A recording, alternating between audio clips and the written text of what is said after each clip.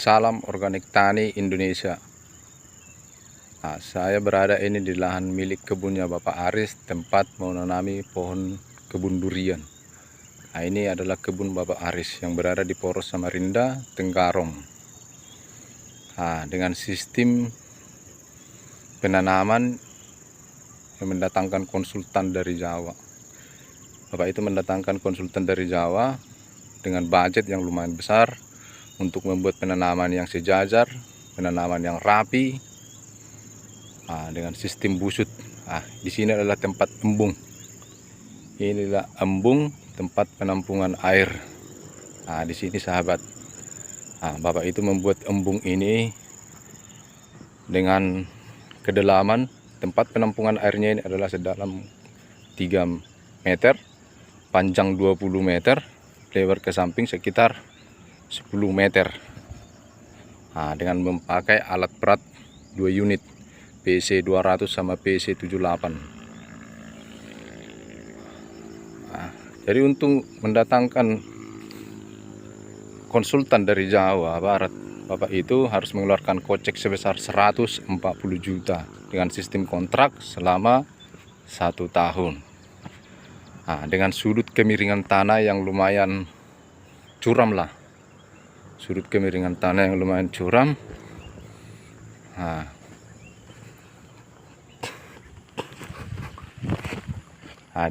Jadi sistem penanamannya itu dibikin sistem busut atau sistem gundukan begini. Tujuannya untuk mengantisipasi genangan-genangan air. Jadi bukan main-main investasi Bapak itu di sini.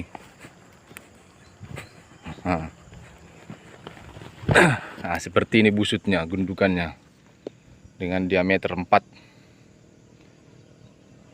Seperti ini dibuat busutnya, sampai di bawah sana itu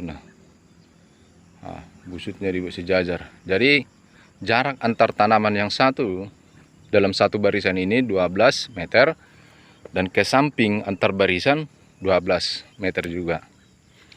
Jadi memang rapi dia. Tapi kalau bagi saya sih, untuk membuat sistem penanaman seperti ini tidak perlu harus mendatangkan konsultan. Tidak terlalu juga butuh skill yang begitu ahli lah di bidangnya ini. Sistem penanamannya busutnya ini. Jadi luas kebunnya ini ada sekitar 5 hektaran. 5 hektar. Jadi tugas saya di sini bagaimana menggemburkan tanah ini menjadi tanaman atau media yang subur, media yang layak untuk ditanami durian. Karena ada 3 jenis macam varietas durian unggulan yang akan ditanam di kebunnya ini, yaitu jenis durian Musang King, durian Bawor, sama Ici. Durian Ici dia.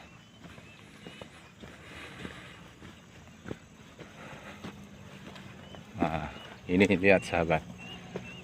Jadi memang betul-betul rapi dia, memang dibuat sistem penanamannya ini. Ya sesuai dengan budget lah. Jadi konsultannya itu datang ke sini sekali sebulan.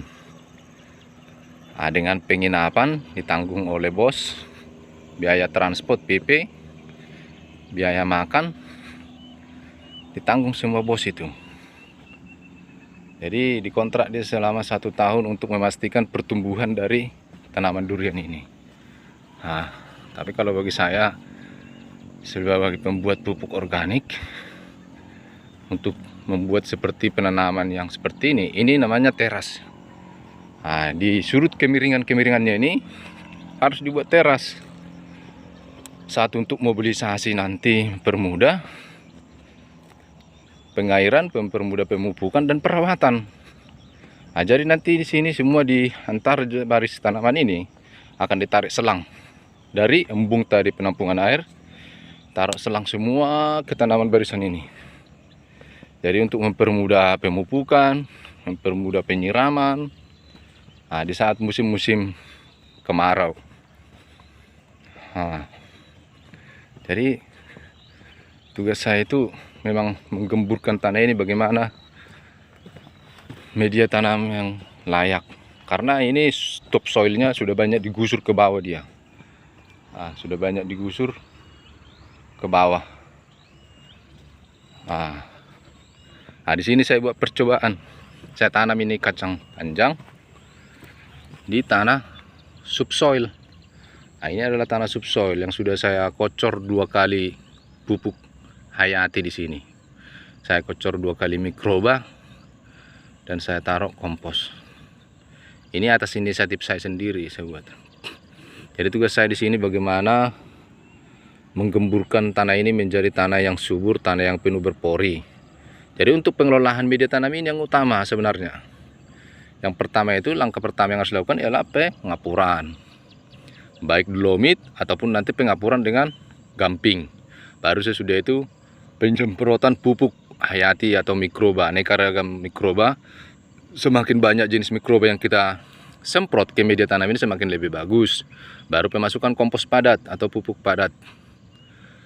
Dan sesudah itu alangkah baiknya dibikin penggalian kedalaman sesuai tinggi polybag media tanam tadi.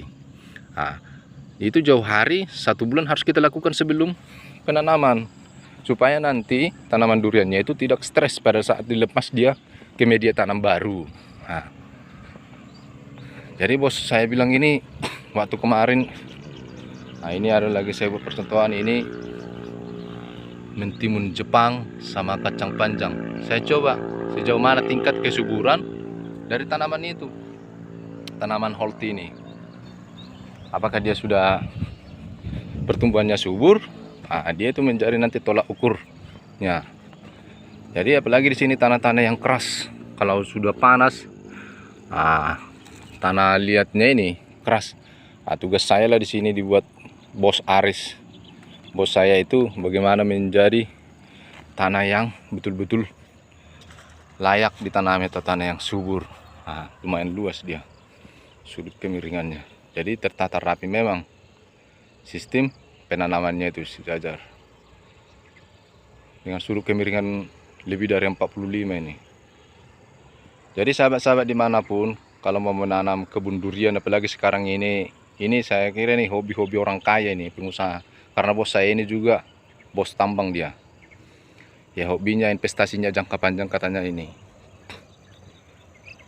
Karena kita tahu berapa harga durian musangking, durian bawor sama durian ici. Durian ici itu durian yang hitam itu loh. Jadi saya mengaplikasikan pupuk hayati yang saya buat sendiri, pupuk mikroba yang saya buat sendiri, pupuk organik yang saya buat sendiri, sama pestisida organik yang saya buat sendiri. Jadi kalau sampai saat ini saya lihat masih lumayan bagus lah di tanah-tanah subsoil. Karena ini memang betul-betul tanah liat kemarin semua ini keras. Sudah saya aplikasikan 2 kali pupuk mikroba ke sini. Ini sudah lumayan gembur dia ini.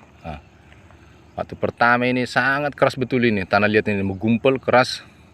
Waktu belum saya semprotkan pupuk mikroba ke sini. Tapi setelah saya semprotkan 2 kali dan saya masukkan daun-daun yang lapuk dari sekitar tanaman ini, saya ambil. Pertumbuhan kacang panjang ini lumayan masih sempurna lah pertumbuhannya untuk sejauh ini. Jadi intinya sebenarnya manajemen tanah itu.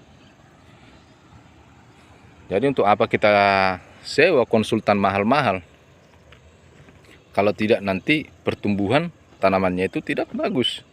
Jangan asal kita buat seperti nanti kita tanam 1 tahun kemudian tumbuh berbagai macam masalah. Yaitu tanaman duriannya stres lah, stagnan tidak mau bertumbuh, atau bahkan sampai mengalami yang namanya kematian. Itu yang perlu diantisipasi. Karena harga-harga bibit durian unggulan seperti itu lumayan cukup mahal. Kalau waktu kemarin itu seperti ini dia, waktu baru-baru dibuat, busutnya seperti ini, kerasnya seperti ini. Jadi memang tanah lihat itu yang dari subsoilnya itu sangat keras dia. Ini masih hujan. Kalau sudah musim panas nanti lempar orang aja kata bos itu, kalau tanah keras seperti ini mati karena seperti batu dia. Di sinilah tugas saya sebagai pembuat pupuk organik, bagaimana menyuburkan media-media tanam atau busutnya ini menjadi tanaman yang betul-betul sudah layak ditanami, yang sudah terpenuhi unsur hara makro mikronya, terpenuhi agen hayatinya, bakteri mikrobanya yang di sini, dan terpenuhi juga tingkat keasamannya. Nah, jadi pH-nya tanah dulu kita netralkan. Tapi kalau saya sarankan itu bagusnya itu